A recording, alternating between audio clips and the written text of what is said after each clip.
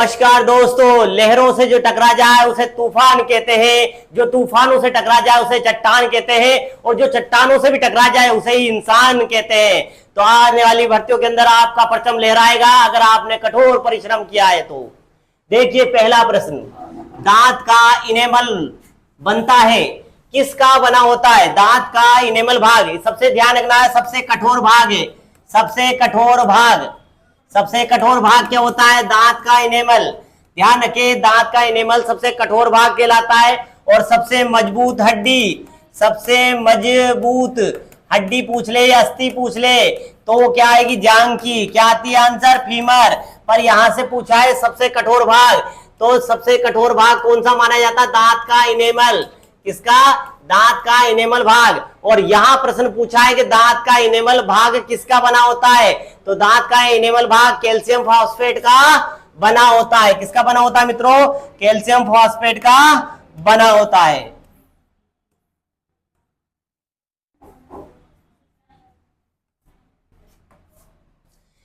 Next प्रश्न देखिए, मानव में आहार नाल का सबसे लंबा भाग, मानव में आहार नाल का सबसे लंबा भाग कौन सा होता है? आहार नाल की लंबाई कितनी होती है? यह कितना माना जाता है? या आहार नाल की लंबाई कहां से मापी जाती है? इस तरह के प्रश्न पुरानी भर्तियों में पूछे गए। यहां प्रश्न पूछा आहार नाल की लंबाई का सबसे लंबा भाग कौन सा होता है आहार नाल का? तो सबसे लंबा भाग कौन सा होता है मित्रों? छोटी आंत। कितने? छोटी आंत। लगभग 7 से 7.5 मीटर लंबी मानी जाती है। 7 से 7.5 मीटर लंबी मानी जाती है। और आपकी पूछे बात कि कुल आहार नाल की लंबाई 8 से 10 मीटर मानी जाती है। आहार नाल की लंबाई कितनी मानी जाती है? 8 से 10 मीटर। जिसमें आपसे बात की जाए 7 से 7.5 मीटर कौन सी आंत होती है? छोटी आंत होती है। बड़ी आंत की लंबाई 1 से 1.5 मीटर की मानी जाती है। बड़ी आंत जो होती है, ध्यान रखिए, नाम तो बड़ा है पर लंबाई इसकी क्या है? छोटी है। लंबाई तेरी छोटी है पर इसका व्यास क्या है? मोटा है, यानी बड़ा है। व्यास अधिक है, व्यास अधिक होने के कारण इसका नाम क्या पड़ गया मित्रों? बड़ी आंत। जबकि आंसर पूछा है सबसे लंबा भाग, तो ध्यान रखिए, ये छोटा है, ये छोटी आंत है, वही क्या है? लंबी है। वही क्या है मित्रों? लंबी है, क्योंकि इसका लंबाई अधिक है और व्यास क्या है इसका? कम है मित्रों। व्यास क्या है? कम होता है, 2 से 3 सेंटीमीटर का। इसका 4 से 5 सेंटीमीटर का व्यास माना जाता है। नेक्स्ट प्रश्न देखो,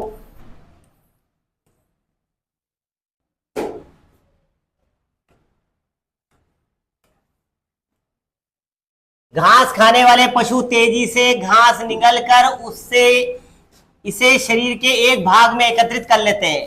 पूरा घास आपने देखो, जानवरों को देखा होगा, एक साथ ज्यादा भूसा खा लेते हैं, चारा खा लेते हैं। अब वो एक भाग के अंदर स्टोर कर लेते हैं। इस भाग को, भोजन का जो अपचित भाग है, अपचित जितना भी पदार्थ है, इसे एक भाग में एकत्रित कर लेते हैं। इसे एकत्रित करके रखते हैं, फिर बाद में इसको धीरे धीरे वापस रिलीज करते हैं और वापस इसको जुगाली करके द्वारा क्या करते हैं? पचाते हैं। तो इस भाग को क्या कहते हैं? रूमेन कहते हैं। क्या कहते हैं मित्रों? रूमेन कहते हैं। एक ऐसा कोष्ठ जहां पर सुरक्षित रहता है या अपचित भोजन रखता है, अपचित भोजन एकत्रित रहता है, अपचित भोजन एकत्रित रहता है, वो भाग क्या कहलाएगा? रूमेन कहलाता है मित्रों।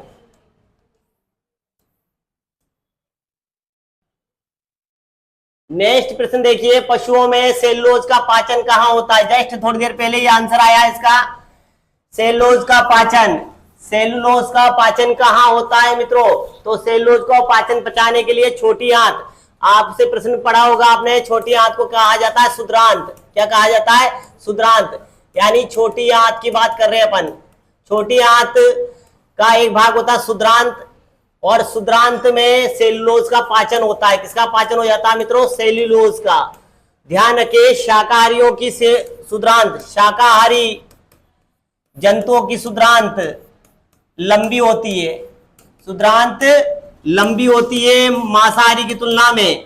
तो ध्यान रखिए, मांसाहारी की तुलना में शाकाहारी की सुद्रांत लंबी मानी जाती है, क्योंकि किसका पाचन करती है? सेलुलोज का पाचन करती है। और सेलुलोज किसमें पाया है मित्रों? घास में। किसमें पाया जाता है? घास में। गलती से आपसे पूछ ले घास में कौन सा अम्ल होता है, तो बेंजोइक अम्ल की मात्रा पाई जाती है। आपसे पूछ ले कौन सा पदार्थ पाया जाता है, तो सेलुलोज पाया जाता है। सेलुलोज का पाचन कहाँ होता है? शुद्रांत में होता है। कहाँ होता है? शुद्रांत में। और शुद्रांत की जगह आपसे नाम दूसरा दे दे, इलियम। तो आप ध्यान रखिए मित्रों, किसका भाग है ये? छोटी आंत का। तो एक चीज और ध्यान रख लेना मित्रों, छोटी आंत 3 भागों में डिवाइड होती है। छोटी आंत के 3 भाग होते हैं, कौन कौन से? जेजुनम, डेडुनम, जेजुनम और इलियम। कौन कौन से भाग है मित्रों? डेडुनम, जेजुनम और इलियम। डेडुनम, जेजुनम और एक भाग है इलियम। तो ये ध्यान रखिए, तीनों भाग है छोटी आंत के पाए जाते हैं। और यहां पर बात की जा रही है छोटी आंत का सामान्य नाम क्या दे दिया है? शुद्रांत। क्या दिया है? शुद्रांत। तो यहां पर बात की जाए तो शुद्रांत के अंदर सेलुलोज का पाचन हो जाता है। नेक्स्ट प्रश्न देखिए,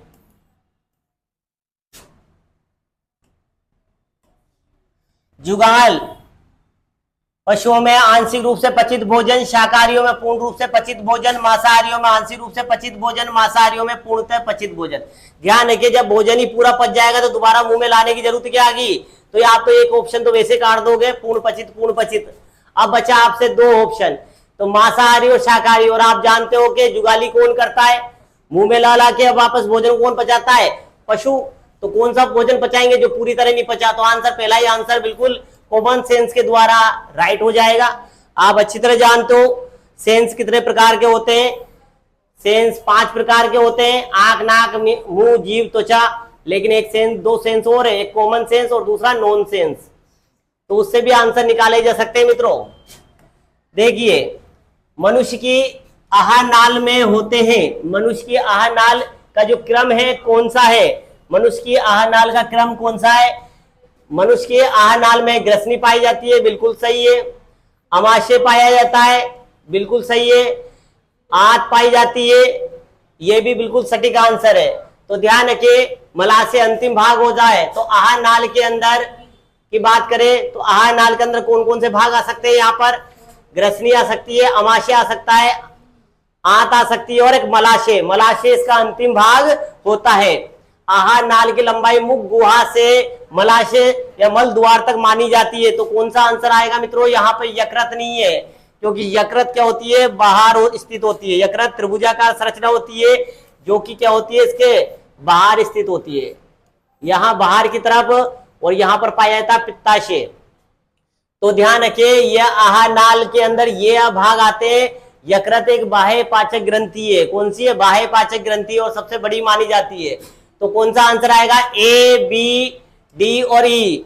ए, बी, डी और ई। दूसरे नंबर का आंसर बिल्कुल सही होगा मित्रों। नेक्स्ट प्रश्न देखिए, दुग्ध शर्करा को कहते हैं। शर्करा ग्लूकोज का भाग। शर्करा की बात करें ग्लूकोज की, तो दूध में कौन सा ग्लूकोज पाया जाता है? तो आपको तो वैसे पता होगा, दूध के अंदर लैक्टिक अम्ल पाया जाता है, दही में लैक्टोज विषाणु पाए जाते हैं। तो शर्करा का नाम भी क्या हो जाएगा? लैक्टोज। शर्करा का नाम भी क्या हो जाएगा? लैक्टोज हो जाएगा मित्रों। ध्यान रखिए, फासे फल, फासे फ्रक्टोज। तो फलों में, शहद में कौन सी पाई जाती है? फ्रक्टोज पाई जाती है मित्रों।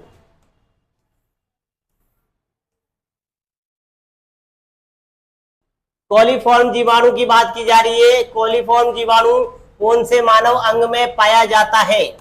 कौन से मानव अंग में पाया जाता है कोलीफॉर्म जीवाणु? ध्यान रखिए, अपचित भोजन को सड़ाने के लिए, कौन से भोजन को? अपचित भोज्य पदार्थ को तोड़ने के लिए या अपघटित करने के लिए या किण्वन क्रिया करने के लिए या सड़ाने के लिए आंत में क्या पाए जाते हैं? जीवाणु पाए जाते हैं। क्या पाए जाते हैं? जीवाणु। और जीवाणु का नाम क्या है? कोलीफॉर्म जीवाणु पाया जाता है, जो भोजन को अपचित भोज्य पदार्थ को क्या कर देता है? अपशिष्ट पदार्थ में बदल देता है। तो ये कहाँ पाया जाता है? देखो मित्रों, यकृत तो आप जानते हो, ये तो नहीं करती कार्य, ये नहीं करती, ये नहीं करेगी। तो आपको तो कॉमन सेंस वाली बात आएगी कि पाचन की क्रिया में जीवाणुओं का अपघटन कर रहा है यह पदार्थ का, तो किसमें होगा? आंत में। तो कौन सा आंसर आ जाएगा मित्रों? आंत। क्योंकि हृदय तो क्या करता है? पंप क्रिया। ये तो ब्लड में क्या बनाता? प्रेशर बनाता, दाब बनाता है। ये क्या करता है, रक्त का शुद्धिकरण, रक्त का क्या करता है, शुद्धिकरण कर रहा है। और ये क्या कर रहा है, रक्त दाब बनाता है, जिससे क्या करता है, रक्त का परिसंचरण करता है। क्या करता है, रक्त का परिसंचरण करता है। और लीवर तो पता ही है आपको, पित्त लवण का निर्माण करती है। बिलिरुबिन बना रहा है, हिपेरिन बना रहा है, जैविक प्रयोगशाला है, निरावशीकरण करता है,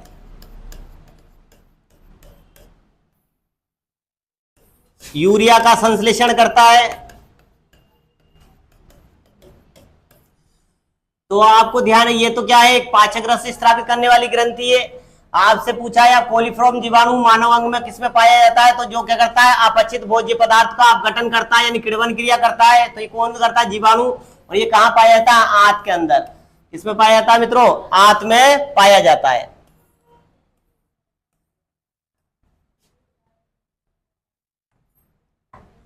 पाचक रसों में निम्न में से कौन सा अम्ल पाया जाता है, पाचक रसों में निम्न में से कौन सा अम्ल पाया जाता है।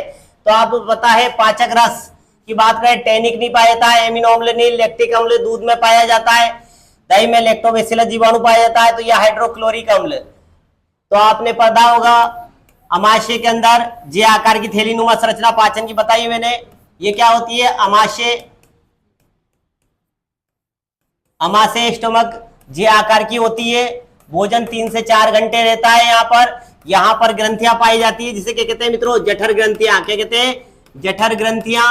और जठर ग्रंथियां कौन सा रस स्रावित करती है, जठर रस स्रावित करती है। यहां से सिक्रेजन होता है HCl।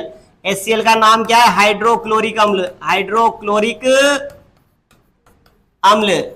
ये क्या करता है, भोज्य माध्यम को, भोज्य पदार्थ के माध्यम को क्या करता है, माध्यम को क्या कर देता है मित्रों, माध्यम को कर देता है अम्लीय। भोज्य पदार्थ के माध्यम को कर देता है अम्लीय कर देता है। दूसरा, जीवाणुओं को नष्ट करता है, जीवाणुओं को नष्ट करता है। भोजन के माध्यम को अम्लीय कर देता है कौन, हाइड्रोक्लोरिक अम्ल। तो ये कहां पाया जाता है, पूछ ले तो ध्यान रखना मित्रों, अमाशय में पाया जाता है। कहां पाया जाता है, अमाशय में पाया जाता है हाइड्रोक्लोरिक अम्ल। एक चीज और याद रखना, हाइड्रोक्लोरिक अम्ल की मात्रा बढ़ जाती है, HCl की मात्रा बढ़ जाती है, तो उससे क्या हो जाती है, एसिडिटी। क्या हो जाती है मित्रों, एसिडिटी, यानी अपच हो जाती है। और अपच के इलाज के लिए मिल्क ऑफ मैग्नीशियम औषधि लेनी चाहिए। कौन सी दवा लेनी चाहिए, मिल्क ऑफ मैग्नीशियम दवा लेनी चाहिए। और आपसे पूछ ले, अम्लता का मान बढ़ जाता है तो इसे सुरक्षा कौन करता है, अम्लता के मान से अमाशय की सुरक्षा श्लेष्मा झिल्ली करती है। कौन सी झिल्ली करती है मित्रों, श्लेष्मा झिल्ली, रेशमा नहीं, श्लेष्मा, श्लेष्मा झिल्ली। श्लेष्मा झिल्ली HCl की मात्रा बढ़ने से बढ़ जाती है, तो उससे होने वाले नुकसान को रोकती है। तो श्लेष्मा झिल्ली HCl की मात्रा को बनाए रखती है, तथा दूसरा क्या है, इससे होने वाली हानि को रोकती है। किसकी, अमाशय की सुरक्षा करती है। किसकी सुरक्षा करती है मित्रों, अमाशय की सुरक्षा करती है। नेक्स्ट प्रश्न देखिए,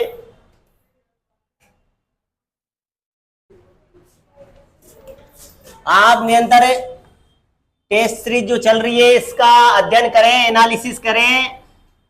ये मत सोचो कि क्या होगा, पर ये ध्यान रखो जो भी होगा अच्छा ही होगा। और आप पहले से ठान लोगे कि कैसा होगा, क्या होगा, अब नहीं हो सकता, तो फिर वो कुछ नहीं हो सकता।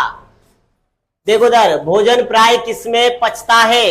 अब बताइए आप, यकृत में, छोटी आंत में, बड़ी आंत में, पेट में।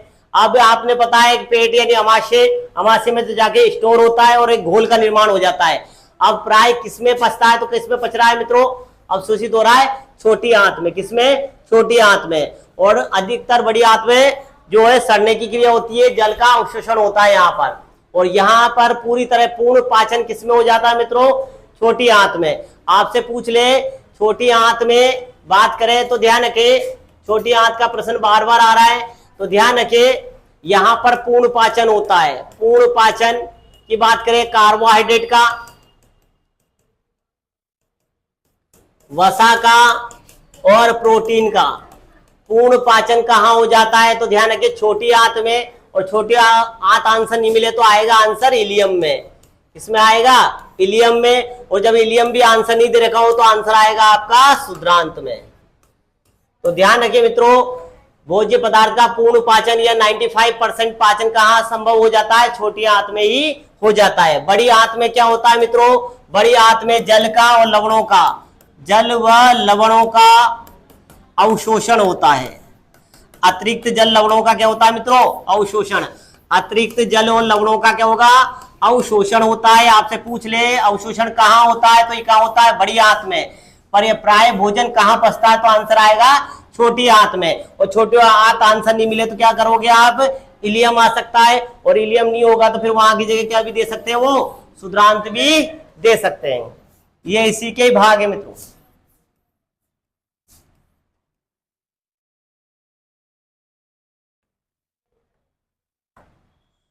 निम्न में से कौन सा एंजाइम लार में उपस्थित होता है? तो लार में कौन सा एंजाइम पाया जाता है? पेप्सिन, ट्रिप्सिन, लैक्टेज या टाइलिन? तो कौन सा एंजाइम आएगा मित्रों? टाइलिन। ये तो बहुत पुराना प्रश्न है, बार बार आया हुआ प्रश्न है। और टाइलिन का नाम, दूसरा नाम क्या है मित्रों? एमिलेज। एनसीईआरटी की बुक में क्या दे रखा है नाम? एमिलेज, और इसे कहते हैं एमिलेज। तो ध्यान रखिए, एमिलेज, एमिलेज, एमाइलेज, ये तीनों ही, चारों ही एक है, और इसे कह दूंगा एमाइलेज। तो ध्यान रखिए मित्रों, लार में क्या पाया जाता है? टाइलिन एंजाइम पाया जाता है, एमिलेज एंजाइम पाया जाता है, जो शर्करा के अणुओं में अपघटन करता है, माल्टोज को स्टार्च में बदल देता है।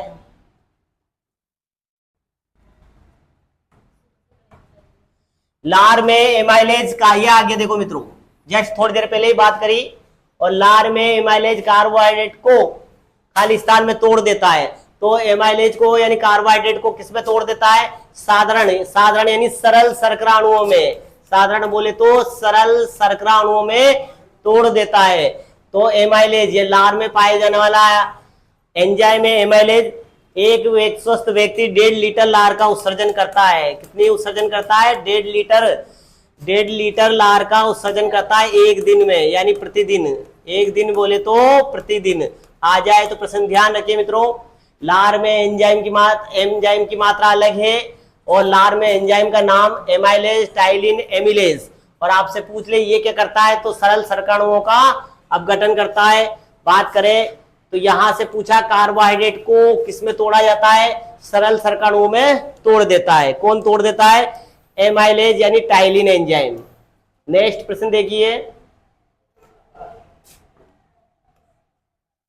अमाशय की जठर ग्रंथियां स्रावित करती है। जस्ट थोड़ी देर पहले जठर ग्रंथि की बात करी, स्टोमक अमाशय की बात करी मित्रों। अमाशय के अंदर जो जठर ग्रंथियां पाई जाती है, यहां पर इस तरह, तो अमाशय के अंदर जो जठर ग्रंथियां पाई जाती है जठर रस स्रावित करती है। कौन सा रस स्रावित करती है? जठर रस। और जठर रस के अंदर क्या क्या पाया जाता है? पेप्सिनोजन पाया जाता है, बिल्कुल सही है। यहां पर देखो, आपको पता है कि पेप्सिनोजन के साथ, इसमें जठर रस के साथ HCl भी पाया जाता है। यहाँ पर HCl है क्या? इधर HCl है क्या? नहीं है, तो ये तो ऐसे कट जाएगा। यहाँ पर भी HCl है क्या? नहीं है, तो ये भी कट जाएगा। आपको पता है कि HCl तो होता ही होता है, तो दो ही ऑप्शन बचे, एक ये और ये। आप देखिए HCl इसमें है, यहाँ पर देखिए पेप्सिनोजन पाया जाता है, और यहाँ पर क्या पाया जाता है? HCl भी पाया जाता है, और श्लेष्मा भी पाई जाती है। यहाँ ट्रिप्सिन नहीं पाया जा रहा, तो क्या आंसर आएगा? श्लेष्मा, HCl और पेप्सिनोजन। पेप्सिनोजन क्या करता है? पासे पेप्सिन, पासे प्रोटीन। पेप्सिनोजन प्रोटीन का पाचन करता है, जो बाद में आंत में जाके क्या बन जाता है मित्रों? ट्रिप्सिन बन जाता है। तो पहले पेप्सिन प्रोटीन का पाचन करता है, अपघटन करता है, इसीलिए यहाँ पेप्सिनोजन आया। पेप्सिनोजन के बाद क्या बन जाता है? वो ट्रिप्सिन बन जाता है। तो अमाशय की बात कर रहे हैं, वो आंत में जाके क्या बन जाता है? ट्रिप्सिन बन जाता है। इसलिए हमने बात यहाँ की किसकी? पेप्सिनोजन पर राइट लगाया। पेप्सिनोजन, HCl और श्लेष्मा इसका सटीक आंसर होगा।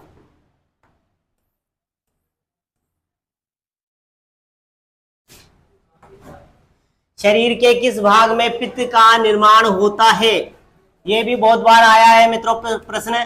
शरीर में पित्त का निर्माण कहाँ होता है? तो पित्त का निर्माण आपको पता है, पित्त का निर्माण याद देखो, लीवर, इसे कहते हैं लीवर, इसे ही कहते हैं यकृत, और इसे कहते हैं जिगर। तो ध्यान रखिए, पित्त का निर्माण कौन करता है? लीवर करती है, यानी जिगर करता है। पित्त का निर्माण कौन करता है? लीवर, जिगर करती है। ये त्रिभुजाकार होती है, लगभग 1 से 1.5 किलोग्राम की होती है। त्रिभुजाकार कुफर सेल कोशिका युक्त होती है। ये जैविक प्रयोगशाला कहलाती है, ध्यान रखें मित्रों। और ये क्या करती है, पित्त रस का निर्माण करती है। और आपसे पूछ ले पित्त रस का संग्रह कहाँ होता है, संग्रह कहाँ होता है, तो संग्रह आ जाए आंसर। तो आपको ध्यान रखना, पित्त रस का संग्रह कहाँ होता है मित्रों, पित्ताशय में। कहाँ होता है, पित्ताशय में।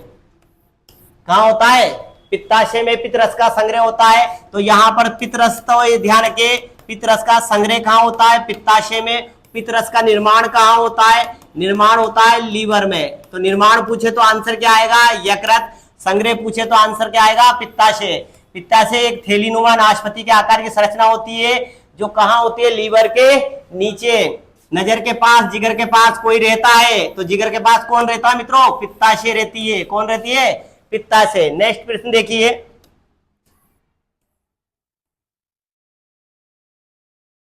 यहां पर देखिए नेक्स्ट प्रश्न में बात करें हम, निम्न में से कौन सा पाचक तंत्र पाचन तंत्र का भाग नहीं है। ऐसा कौन है जो पाचन तंत्र का भाग नहीं माना जाता।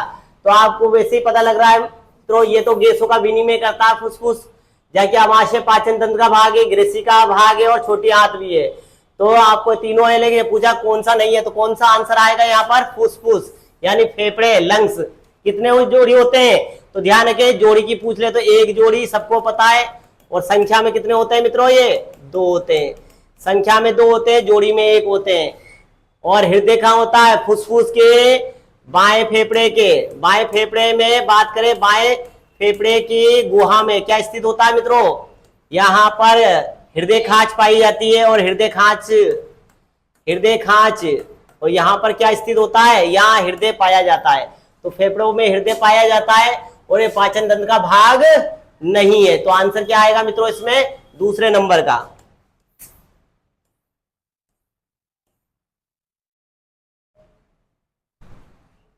जल का अवशोषण देखो मित्रों, बात कर रहे हैं हम, जल का अवशोषण मुख्यतः किस अंग द्वारा किया जाता है। जस्ट थोड़ी देर पहले बात करी थी अपने पाचन की, तो हमने बात करा छोटी आंत, फिर आता बड़ी आंत। और बड़ी आंत के अंदर मित्रों जल व लवणों का अवशोषण होता है। जल व खनिज लवणों का अवशोषण होता है। तो ध्यान रखिए, यह अवशोषण कैसा होता है, अतिरिक्त जल का, किसका होता है, अतिरिक्त जल का अवशोषण। और लवणों का अवशोषण कहाँ होता है, बड़ी आंत में। तो बड़ी आंत का भाग कौन सा इसमें मित्रों, बृहदांत। कौन सा भाग है, बृहदांत बड़ी आंत का भाग है। तो कोलम सीकम नाम सुने होंगे, कोलन और सीकम किसके भाग है, बड़ी आंत के। अंधनाल और बृहदांत कौन कौन से होते हैं इसके, अंधनाल और एक होता है बृहदांत। तो ये दोनों भाग आ जाए तो किसके, ये बड़ी आंत के, इन्हें सीकम और कोलन कहते हैं। नेक्स्ट प्रश्न देखिए मित्रों,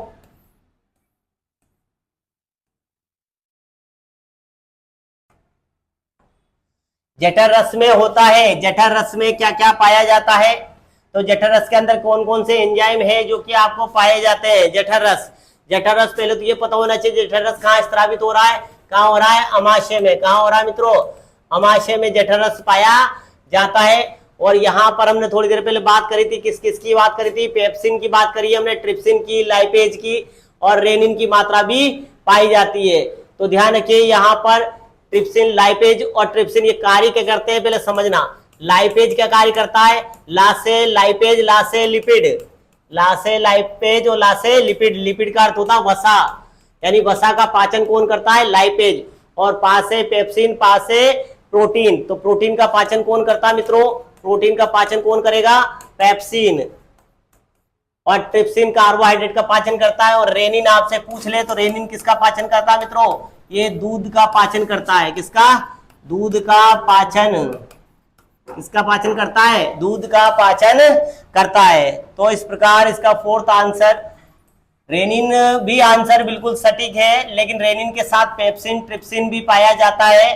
रेनिन दूध का पाचन करता है मित्रों, रेनिन किसका पाचन करता है, दूध का पाचन करता है। लार निम्न में से किसके पाचन में सहयोग करती है, लार किसके पाचन में सहयोग करती है, प्रोटीन में, रेशो में, वसा में या स्टार्च में। तो कौन सा आंसर आएगा मित्रों, स्टार्च में। किसमें सहायक होती है लार? स्टार्च के पाचन में सहयोग करती है। लार का वापस आ जाए तो ध्यान रखना, लार का एंजाइम क्या है? टाइलिन। इसी का नाम क्या है? एमिलेज। तो किसका पाचन करती है वो? स्टार्च का। स्टार्च को काय में तोड़ देती है? सरल अणुओं में। सरल अणुओं में तो अपघटित कर देती है। और किसमें? शर्करा के। किसके? शर्करा के। शर्करा के सरल अणुओं में तोड़ देती है लार। ध्यान रखिए मित्रों, लार का होना अति आवश्यक है। लार अगर मुख गुहा में नहीं होगी तो भोजन ग्रासनी से, ग्रास नाल से होता हुआ आहार नाल तक नहीं पहुंचेगा। इसलिए ध्यान रखिए, लार का होना अति आवश्यक है। और लार का नियंत्रण कौन करता है मित्रों? जल्दी बताओ, लार का नियंत्रण कौन करता है? लार का नियंत्रण कौन करता है? तो लार का नियंत्रण करता है मस्तिष्क का पश्चिमी भाग। और पश्चिमी कौन सा? Medulla oblongata. कौन सा करता है? Medulla oblongata.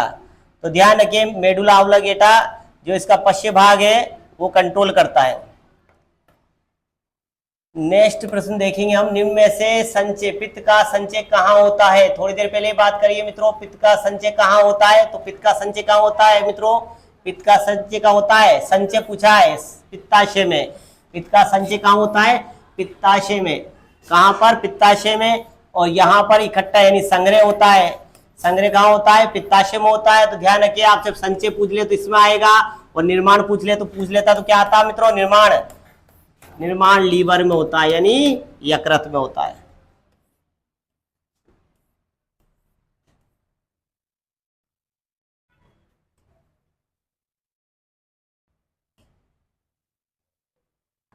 नेक्स्ट प्रश्न देखिए मित्रों,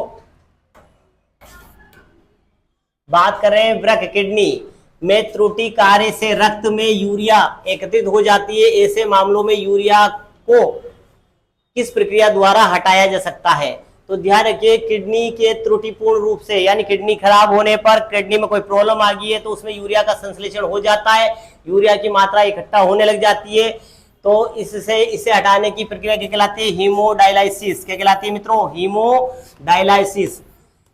ये आपको याद रखना, ध्यान रखिए, डायलाइसिस से याद आ जाएगा आपको। इसे अपोहन भी कहते हैं। क्या कहते हैं? अपोहन भी क्रिया कहते हैं। तो हीमोडायलाइसिस के द्वारा यूरिया प्रक्रिया को पृथक किया जाता है।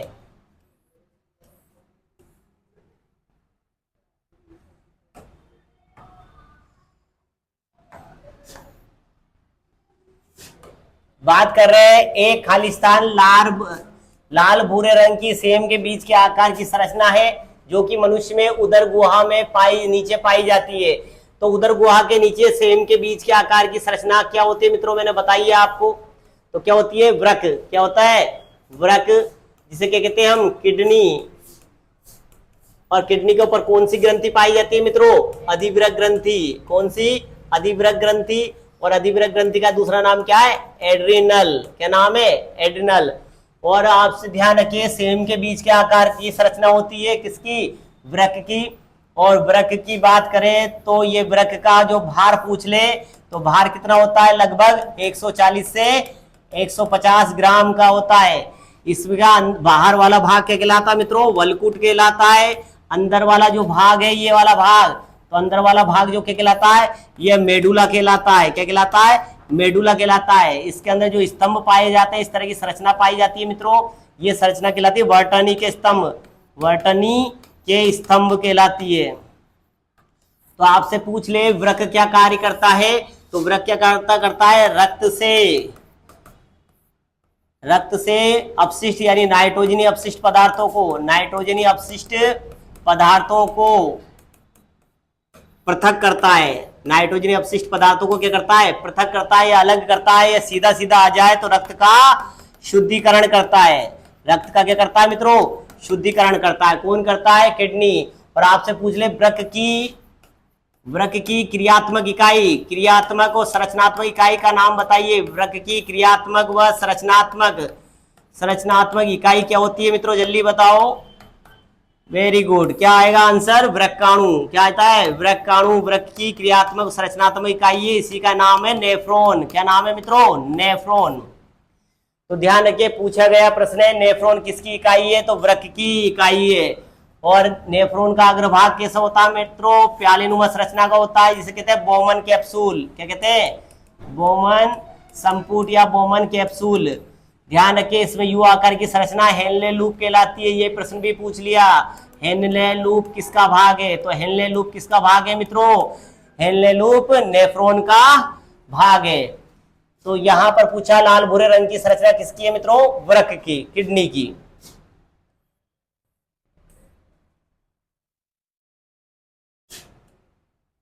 नेक्स्ट प्रश्न बात कर रहे हैं मित्रों हम।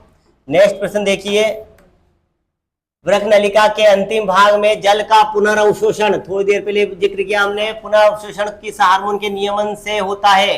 तो बात करें तो पुनर्अवशोषण की जो क्रिया होती है वो क्रिया किस हार्मोन की वजह से होता है? तो कौन सा आंसर आएगा मित्रों इससे? वेसोप्रेसिन। कौन सा? वेसोप्रेसिन। अभी कुछ दिनों पहले ही पटवारी के पेपर में ये प्रश्न आया था कि एडीएच मानव हार्मोन है, जिब्रेलिन, ऑक्सिन, साइटोकाइनिन और एडीएच, 4 ऑप्शन अभी जस्ट 15-20 दिन पहले पटवारी का पेपर हुआ, उसमें ये प्रश्न आया था जिब्रेलिन, ऑक्सिन, साइटोकाइनिन और एक दे दिया था एडीएच। निम्न में से मानव हार्मोन कौन सा है? तो आपको ये पता होना चाहिए, वेसोप्रेसिन एडीएच मानव हार्मोन है। इसे मूत्र विरोधी हार्मोन कहते हैं मित्रों। क्या कहते हैं? मूत्र विरोधी हार्मोन कहते हैं। और इसका पूरा नाम क्या है? Anti diuretic hormone. इसका दूसरा पूरा नाम क्या है? Anti diuretic hormone. ये जल के पुनर्अवशोषण में क्रिया करता है, यानी शरीर से निकलने वाले जल की मात्रा को वापस खींचता है, यानी अवशोषित करता है। तो जल की मात्रा को अवशोषित कर लेगा तो मूत्र विरोधी हार्मोन कहलाता है मित्रों।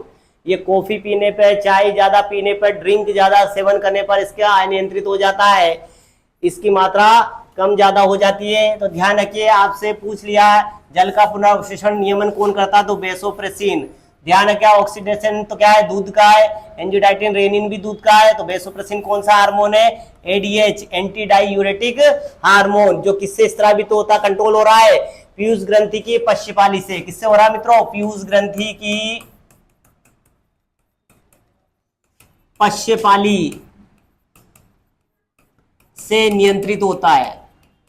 पूछ ले तो ध्यान रखें, पीयूष ग्रंथि की पश्चपाली से नियंत्रित होता है। और उस स्रावित की बात पूछ ले तो वृक्क के भाग से। स्रावित की तो बात कर ले तो वृक्क से होता है स्रावित, लेकिन कंट्रोल कहां से हो रहा है?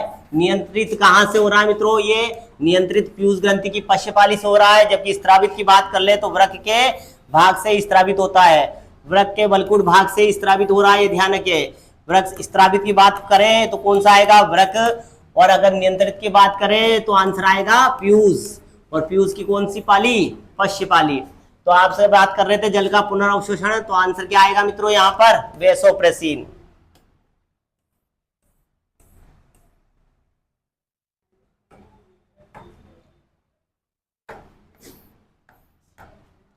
अब बात करें मानव शरीर में किस भाग में यूरिया का संश्लेषण होता है? यह भी बहुत महत्वपूर्ण प्रश्न है मित्रों, बहुत महत्वपूर्ण प्रश्न है। इसे यूं समझ लीजिए, इंपोर्टेंट बोले तो एबीएम, अति भयंकर मोस्ट एबीएम प्रश्न है, अति भयंकर मोस्ट प्रश्न है। यूरिया का संश्लेषण कहाँ होता है? तो आंसर आएगा यकृत, या आ जाएगा लीवर, या आ जाएगा जिगर।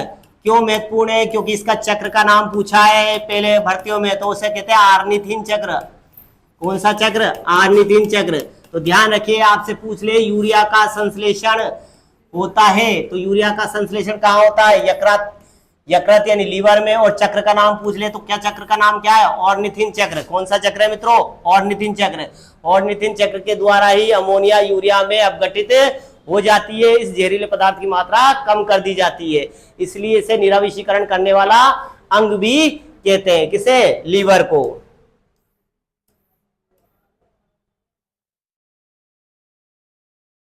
नेक्स्ट प्रश्न देखिए मित्रों, बात कर रहे हैं हम यहां पर उत्सर्जी पदार्थ की। किसकी? उत्सर्जी पदार्थ की। उत्सर्जी पदार्थ के आधार पर मानव प्रजाति किस प्रकार की है? तो आपको पता है मानव प्रजाति सजीवों को उत्सर्जन के आधार पर अलग अलग भागों बांटा, यूरियोटेलिक, यूरिकोटेलिक और अमीनोटेलिक। तो कितने भागों बांटा? 3 भागों में। कौन से? यूरियोटेलिक, यूरिकोटेलिक और एक है एमिनोटेलिक। तो ध्यान रखिए, जो मनुष्य मानव प्रजाति है, मानव प्रजाति किसमें आती है? यूरिया का उत्सर्जन करती है, जो यूरिया का उत्सर्जन करती है। किसका? यूरिया का उत्सर्जन। यानी अपशिष्ट पदार्थों में, अपशिष्ट पदार्थों को यूरिया के रूप में उत्सर्जन करती है, वो क्या कहलाती है? यूरिया उत्सर्जी कहलाती है। तो आंसर क्या आ जाएगा यहाँ पर? यूरिया उत्सर्जी पदार्थ। और ये पक्षी और ये किसमें आते हैं मित्रों? यूरिकोटेलिक में। पक्षी और रेप्टिल वाले किसमें आते हैं? यूरिकोटेलिक में। और जलीय जंतु सी पैरामीशियम बात करें, सी पर बात करें, जो जलीय जंतु है वो किसमें आएंगे? एमिनोटेलिक में। यहाँ पर मानव प्रजाति पूछिए तो कौन सा आंसर आएगा? यूरिकोटेलिक, यानी यूरिया उत्सर्जी। मानव में गुर्दे निम्न में से किस प्रणाली का अंग है? तो आपको ये पता होना चाहिए, ये क्या करते हैं? अपशिष्ट पदार्थों का निष्कासन। अपशिष्ट पदार्थों का क्या करते हैं? पदार्थों का निष्कासन करते हैं। अपशिष्ट पदार्थों को, नाइट्रोजन अपशिष्ट पदार्थों को हटाते हैं, और हटाने की क्रिया क्या कहलाती है? एस्टिकेशन। क्या कहलाती है मित्रों? एस्टिकेशन कहलाती है। तो एक ध्यान रखिए, किस प्रणाली का अंग माना जाता है? एक तरह से फिल्टर करने वाला भाग है, तो एस्टिकेशन कहलाता है। तो आंसर कौन सा आएगा इसमें? थर्ड, तीसरे नंबर का।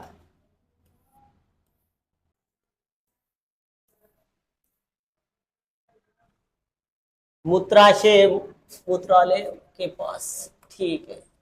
आपने देखो मूत्रालय के पास में जो तीक्ष्ण गंध आती है मित्रों, मूत्रालय के पास में जो नाक में चुभने वाली गंध आती है, वो गंध किसके कारण आती है? मूत्र में कौन सी मात्रा पाई, किसकी मात्रा पाई जाती है? तीक्ष्ण गंध, नाक में चुभने वाली, नाक में चुभने वाली तीक्ष्ण गंध। तीक्ष्ण गंध किसके कारण आती है मित्रों? तीक्ष्ण गंध आती है अमोनिया के कारण। किसके कारण आती है? अमोनिया के कारण। और ध्यान रखिए, मूत्र का हल्का पीला रंग, हल्का पीला रंग किसके कारण होता है मित्रों? हल्का पीला रंग किसके कारण होता है? यूरोक्रोम के कारण। यूरोक्रोम के कारण। हल्का पीला रंग किसके कारण होता है? यूरोक्रोम के कारण होता है। ध्यान रखिए, मूत्र का पीएच जो होता है 6 से 6.5 होता है। 6 से 6.5 के मध्य किसका? मूत्र का पीएच होता है। 1.5 लीटर मूत्र एक दिन, प्रतिदिन 1.5 लीटर मूत्र का उत्सर्जन किया जाता है। तो आपसे पूछ ले, पीएच पूछ ले, अभी भर्ती हुए पूछा गया, तो 6 से 6.5 के मध्य मूत्र का पीएच माना जाता है। ये हल्का पीला रंग पूछ ले तो यूरोक्रोम के कारण, तीक्ष्ण गंध पूछ ले तो अमोनिया के कारण होती है। तो कौन सा आएगा आंसर इसमें? अमोनिया के कारण।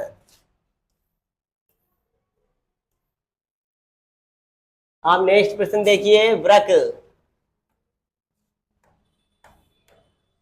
वृक्क की संरचनात्मक क्रियात्मक इकाई क्या कहलाती है मित्रों? वृक्क की संरचनात्मक क्रियात्मक इकाई क्या कहलाती है? तो वृक्क की संरचनात्मक क्रियात्मक इकाई क्या कहलाती है? मूत्र नलिका नहीं कहलाएगी, मूत्राशय नहीं होता, मूत्रजन नलिका नहीं होगी, कौन सी आएगी? वृक्क नलिका। क्या होती है? वृक्क नलिका क्या होती है? वृक्क की संरचनात्मक क्रियात्मक इकाई क्या कहलाती है? वृक्क नलिका। इसी का दूसरा नाम क्या है? वृक्काणु। क्या नाम है? वृक्काणु। और इसी का नाम है नेफ्रॉन। इसी का नाम क्या है मित्रों? नेफ्रॉन। तो नेफ्रॉन ध्यान रखिए, वृक्क की, किडनी की संरचनात्मक और क्रियात्मक इकाई मानी जाती है।